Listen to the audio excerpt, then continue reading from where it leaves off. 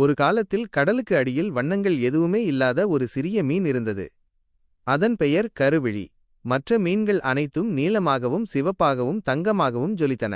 ஆனால் கருவிழி மட்டும் ஒரே ஒரு சாம்பல் நிறத்தில் இருந்தது. ஒருநாள் கருவிழி மிகவும் சோகமாக இருந்தது. அப்போது கடலின் மேற்பரப்பில் பலத்த மழை பெய்து முடிந்தது. மழைக்குப் பிறகு வானத்தில் மிக பிரகாசமான வானவில் தெரிந்தது. கருவிழிக்கு ஒரு யோசனை தோன்றியது.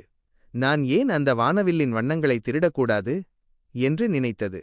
அது தைரியமாக மேலே நீந்தி சென்று வானவில்லின் கீழ் நின்றது.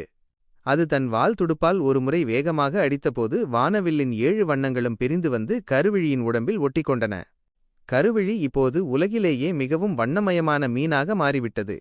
அது பெருமையுடன் கடலுக்குள் நீந்தி வந்தது. மற்ற மீன்கள் அதைக் கண்டு ஆச்சரியப்பட்டார்கள். ஆனால் கொஞ்ச நேரத்தில் ஒரு அதிசயம் நடந்தது.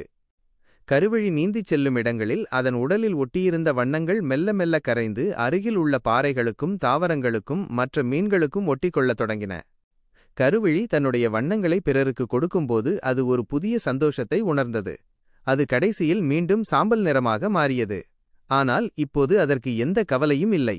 ஏனெனில் தான் கொடுத்த வண்ணங்களால் முழு கடலும் இன்னும் அழகாக மகிழ்ச்சியாக மாறியதை அது கண்டது. நீதி: நம்மிடம் உள்ள நல்ல விஷயங்களை அல்லது மகிழ்ச்சியை பிறருடன் பகிர்ந்து கொள்ளும்போது நாமும் உலகமும் இன்னும் பிரகாசமாக மாறும்.